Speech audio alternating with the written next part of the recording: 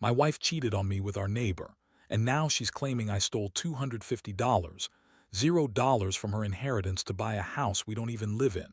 She's threatening legal action, but I find out she had an affair with him during our remodeling and hid tens of thousands in cash, all while I was working 80 hours a week to pay for everything. Hello everyone. Dear listeners, please share your thoughts in the comments section below. And don't forget to like, share, and subscribe. Now let's begin the video. Using a throwaway for obvious reasons, with certain specifics modified to preserve anonymity. I never thought I'd be the guy sitting here, trying to piece together how my wife, Emily, who I trusted with everything, could turn out to be the biggest liar I've ever known. It all started with little things: her phone ringing at odd hours, secretive texts, and a strange attitude whenever I mentioned our neighbor Jake. But what really blew my mind was discovering that she'd been cheating on me with him during the remodeling project we started 6 months ago. The whole thing was like a punch to the gut, and I still feel like I'm walking around in a daze trying to make sense of it all. Let me give you some background. Emily and I have been married for almost 10 years. We met in college, and for the most part I thought we had a solid relationship. I worked my ass off, long hours, weekends, anything to keep us afloat. I was the one paying for everything: the house, the renovations, the vacations. Emily was always a little high maintenance, but I figured that was just her personality. She loved to shop, go out with friends, and make sure she always looked good. I didn't mind, I liked spoiling her. But in the last year I noticed she was more distant, snapping at me over small things, avoiding intimacy, and spending more time on her phone than ever before. Then came the remodeling project. We decided to upgrade the kitchen and add a new deck. It was supposed to be a joint effort, but Emily got more and more involved with the contractors, more than just overseeing things. She started having work meetings that stretched late into the night, claiming she needed to coordinate with the crew. I didn't think much of it at first. I was busy working 80 hours a week, trying to keep everything afloat. But I did notice her phone was always nearby, and she became secretive about it. She'd hide her screen when I walked into the room, and her texts suddenly became more flirtatious with Jake, the neighbor. One night I was working late at the office, something I did often to keep up with the bills, and I decided to check her phone. I never thought I'd do that, but something felt off. I grabbed her phone when she was in the shower, and what I saw made my stomach turn. There were messages, explicit ones, between her and Jake. They were talking about sex, meeting up, sneaking around. She even called him the best lover she ever had in one of the texts. I couldn't believe it. My wife, the woman I loved, was cheating on me with our neighbor, and she was so careless she left a trail right there on her phone. I was furious, but mostly I was heartbroken. I wanted to confront her right then and there, but I needed to gather my thoughts. I stayed up all night, going over everything I'd seen. I felt betrayed, not just emotionally, but also financially. During the remodeling, I noticed money was disappearing from our bank account, tens of thousands of dollars, I thought. I've been working nonstop, paying for everything, and suddenly she's telling me we're broke, or at least she's claiming I stole from her inheritance. That's when the real game began. I knew she was hiding something, and I was determined to find out what it was. The next day, I sat her down, trying to keep my voice steady. I showed her the texts, and her face went pale. She tried to deny it at first, calling me paranoid, accusing me of snooping, but I had enough. I told her I knew she'd been cheating and that I'd seen the messages with Jake. Her reaction was classic. She yelled, called me crazy, accused me of invading her privacy, and then started lying about everything. Said she and Jake were just friends, that I was overreacting, and that I was jealous. But I knew better. I had proof, and that proof was enough to shake my entire world. That was the moment I realized I was deep into something I couldn't fix with a simple talk. Emily's lies kept piling up, and her attitude only got bitchier. She claimed I was accusing her of something she didn't do, but the evidence was clear. I felt every ounce of trust evaporate. I wondered how I could have missed all the signs, how I worked so hard to give her a good life, and she was out there sneaking around with Jake, hiding cash, and playing me like a fool. It was like everything I believed in was just a house of cards ready to fall. I didn't sleep that night, and I knew I had to figure out what to do next, whether I should fight for the marriage or cut my losses. But one thing was clear. I was no longer blind, and I wasn't going to let her get away with it without consequences. After I confronted Emily that day, everything changed. She sat there, eyes blazing with anger and defiance, trying to spin her lies, saying I was paranoid and jealous. She insisted there was nothing going on with Jake, that I was just imagining things, that I was overreacting because I worked too much. But I knew better. I had seen the messages. I had the proof, and her reaction only confirmed what I already suspected. She was lying, and she was hiding something much darker. I didn't want to believe it at first. I kept telling myself that maybe it was just a fling, a mistake. But as I sat there in the living room staring at her, I felt something cold settle in my chest. The betrayal wasn't just emotional, it was financial. I started digging through our bank accounts, looking for irregularities. That's when I found it, tens of thousands of dollars missing. I traced it back to her inheritance, the money she'd inherited from her grandmother. She told me she was saving it for a rainy day, for our future. But instead, she'd been hiding it, spending it, using it to buy herself jewelry, luxury clothes, and, most shockingly, what I later discovered was a down payment on a house we didn't even own. She claimed I was crazy for thinking she'd do something like that. She sneered, said I was just a workaholic who didn't pay enough attention, that I was paranoid, that she was the victim here. But I knew better. I knew she'd been lying about everything, about the affair, about the money, about her loyalty, and I wasn't going to let her manipulate me anymore. That night I stayed awake, feeling a strange mix of rage and despair. I knew I had to do something to get to the bottom of her lies. I decided I'd hire a private investigator. I needed hard proof, something concrete that I could take to a lawyer if it came to that. I also started going through her phone and her emails, trying to find any other evidence. What I found was even more shocking: hidden cash stashed in envelopes, a secret bank account, and messages from Jake, bragging about how they'd fooled me, how they'd kept everything under wraps. Meanwhile, Emily kept up her act, throwing tantrums, accusing me of ruining her life, calling me jealous, controlling, even abusive when I tried to confront her about her lies. She acted like I was the villain here, but the truth was, I was just the guy who worked his ass off to provide a stable life, only to find out my wife was cheating, stealing, and lying right under my nose. I felt like a fool for trusting her all these years. Worst part, she kept insisting she was the victim, that I was the one who was crazy and paranoid, trying to turn everyone against me. Her family sided with her, of course, calling me accusatory and possessive. But I didn't care about their opinions anymore. All I cared about was uncovering the truth and protecting what was left of my dignity and money. I knew I had to prepare for the worst, whether that was a legal battle, a divorce, or just walking away with what I could salvage. I also started thinking about how she'd been spending the inheritance. That money wasn't just her personal stash. It was supposed to secure our future. Instead, she'd been funneling it into her own world, hiding cash and planning to buy a house we didn't even live in. I had no idea how deep her lies went.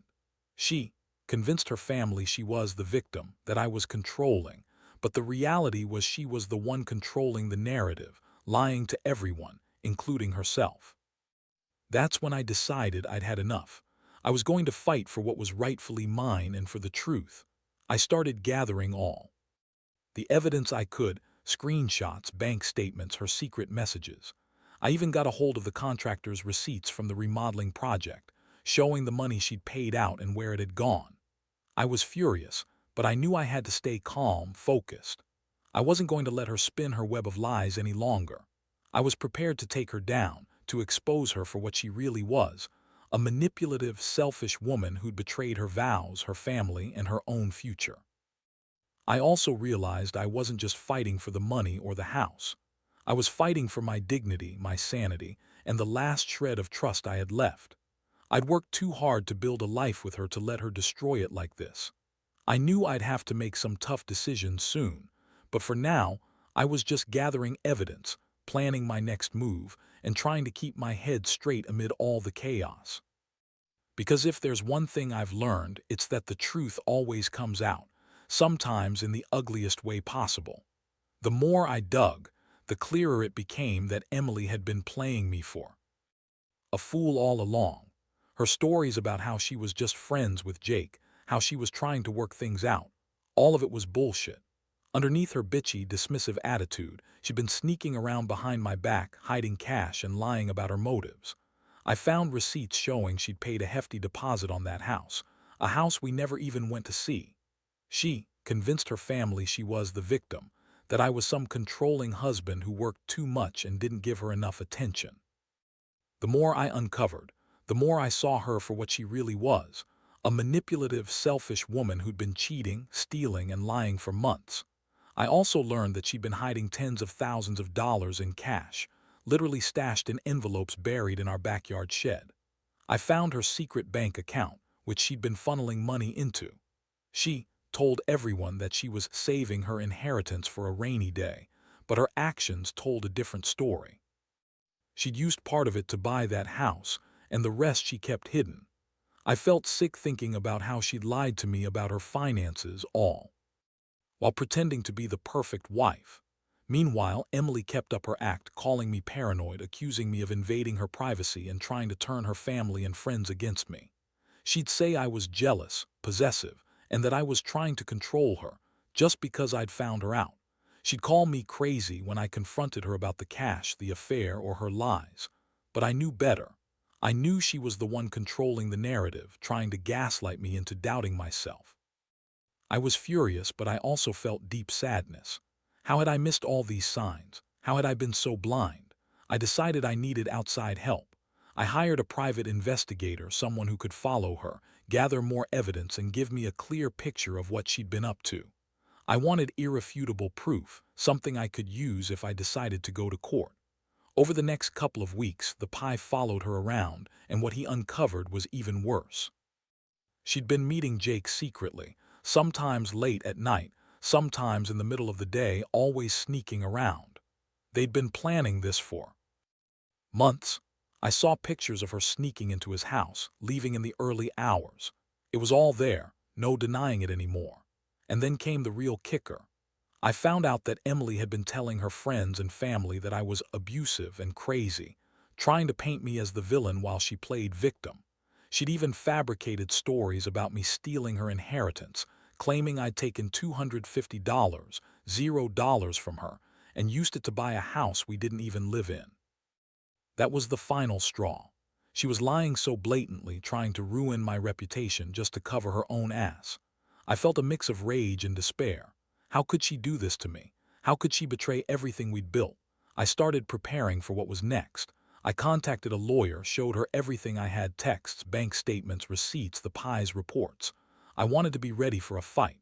I knew she'd threaten legal action, maybe try to accuse me of theft or even file for divorce. But I was determined to stand my ground. I wasn't just fighting for the money or the house. I was fighting for my dignity, my sanity, and my future. I had worked too hard to let her destroy me with lies and betrayal. Honestly, I've never felt so betrayed in my life. I'd given her everything, my time, my money, my trust, and she'd turned around and spat in my face. The woman I thought I knew was just a manipulative, selfish bitch who'd been hiding her true colors for years. I don't know how I'll move forward from this yet. Part of me wants to walk away, cut my losses, and start over. But another part of me wants to expose her, to make sure everyone knows what she really is.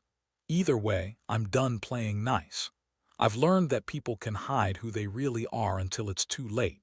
And sometimes, the only way to get justice is to fight dirty, because nobody else is going to do it for you. After gathering all the evidence and seeing how deep Emily's lies went, I knew I had to make a move.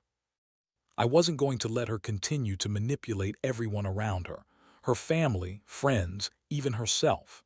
I had enough proof to show that she'd lied about the affair, the money, and her entire version of events, but I also knew she'd fight back hard. Emily wasn't just going to roll over and admit she was wrong.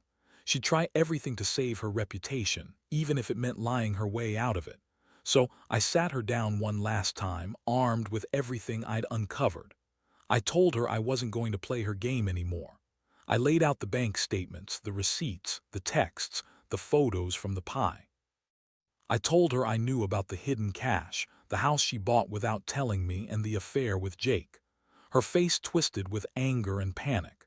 She tried to deny everything, saying I was crazy, paranoid, and accusing her for no reason. But I didn't flinch. I told her I'd already spoken to a lawyer and that I was prepared to take this to court if she wanted to keep lying.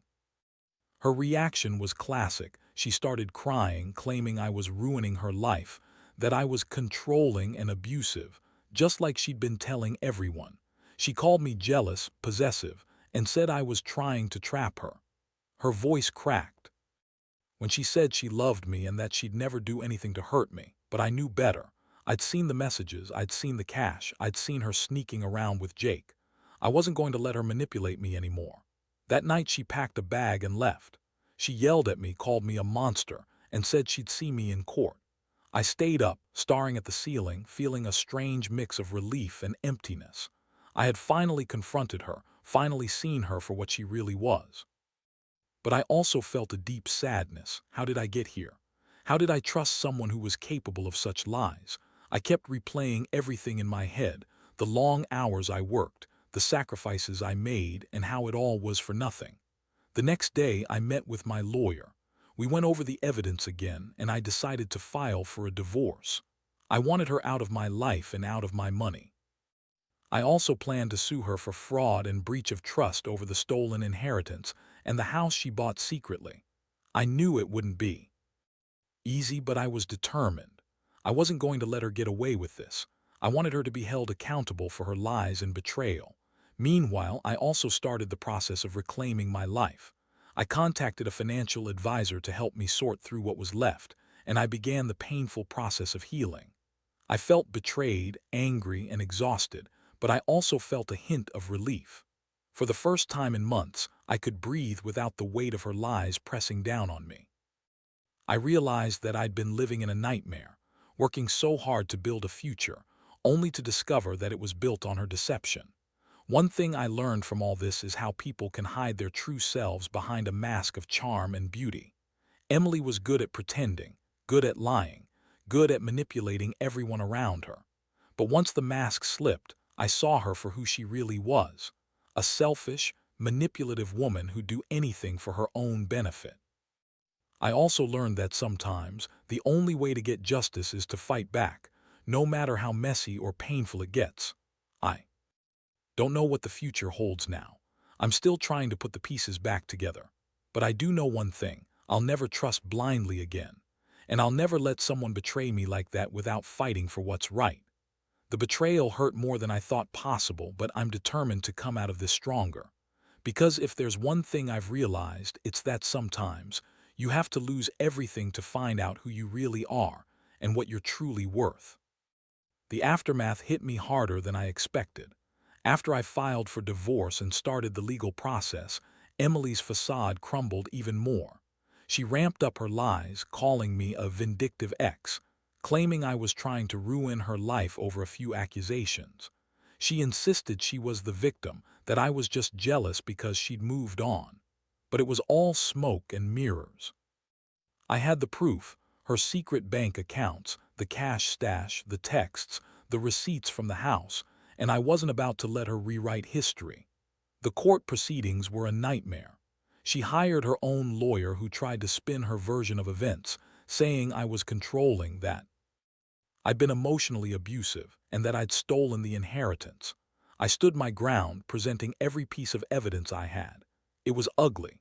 She testified, crying crocodile tears, claiming she was forced into this by my supposed behavior. I felt sick listening to her spin her lies, but I knew the truth was on my side. During this time, I also had to deal with the fallout among friends and family. Emily painted herself as the victim, saying I was crazy and dangerous. Her family believed her, of course, and I felt alienated and hurt. But I also knew I couldn't keep living in her shadow. I made peace with the fact that some people would never see the truth, and that was okay. I was doing this for myself, to reclaim my life.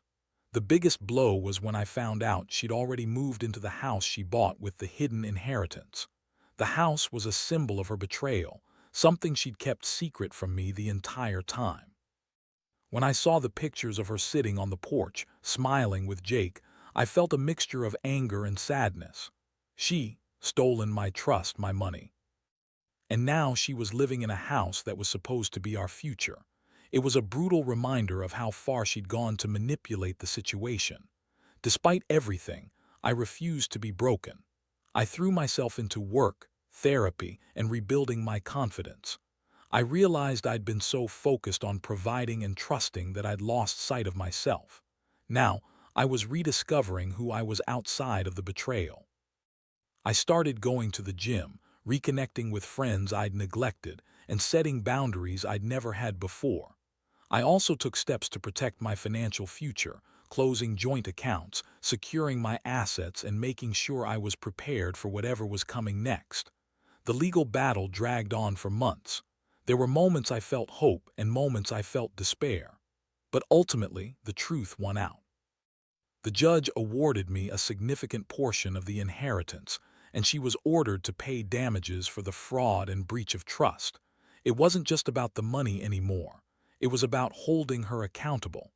I finally felt like I was taking control of my life again, even if the scars still remained. Looking back, I realize how much I've learned. Trust is fragile. People can hide their true selves behind a pretty face, and sometimes the biggest betrayals come from those you love the most. But I also learned that you can survive even the worst storms. I lost my marriage, my sense of security, and a part of my trust, but I gained clarity, strength, and a new outlook on what really matters. I know now that I'm better off without the lies, and I refuse to let her define me anymore.